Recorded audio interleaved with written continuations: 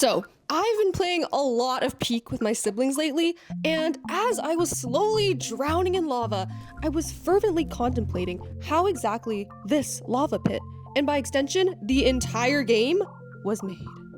You see, the goal of Peak is to survive as you traverse 6 different biomes to get to the highest peak on an island to call for rescue.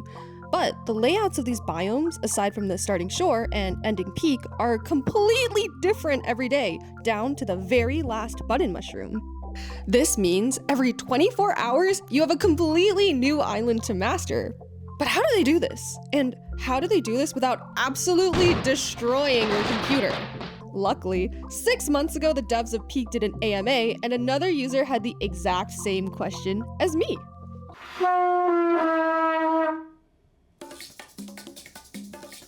Every single island map is pre-made by the developers and shipped off in every update. This means you already have all the maps installed on your device, each taking up about 100 megabytes or so of data. But because they're so heavy, your game currently has 14 of those daily maps on file. Then, at 17 o'clock UTC, one of these maps is chosen to be the map of the day!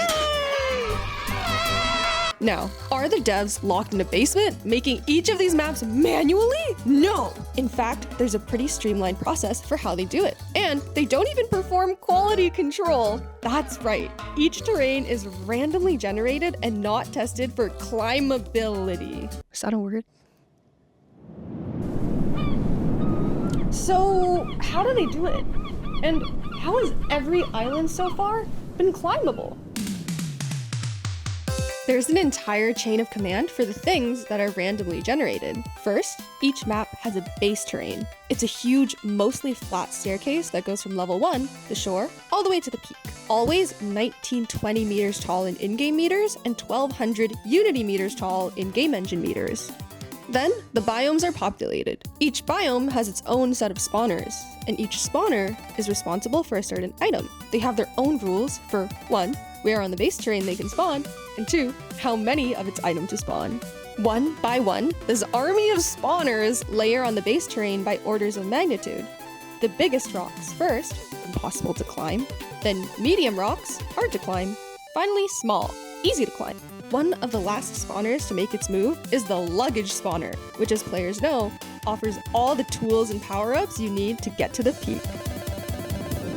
So, there may come a day where the island spawners make a map that's completely unclimbable, although that hasn't happened yet.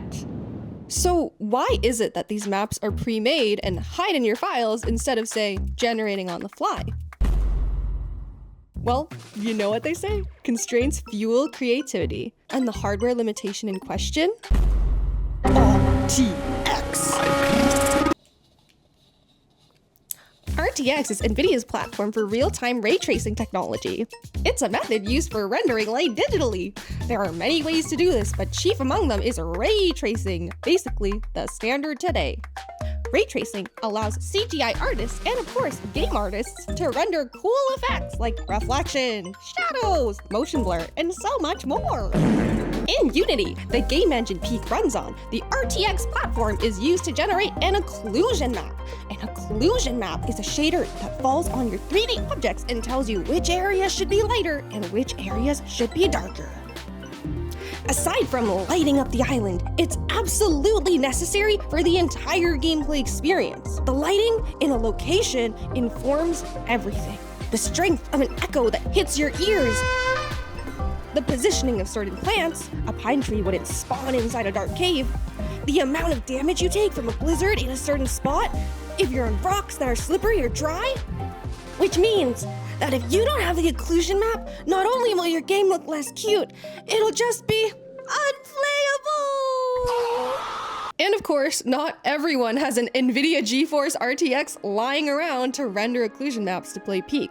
Not to mention how heavy these occlusion maps are. Of the 100 megabytes each island map takes up, the bulk of that is the occlusion map. So, a combination of hardware limitations and a smart procedure of random generation are the magic formula behind the sparkly new Peak Island you see each day.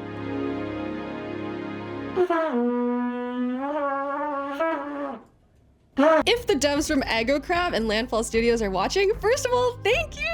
And second of all, if I got anything wrong, please let me know. If I don't hear anything though, I think it's safe to say that... So this is how Peak built 3D worlds that change every 24 hours!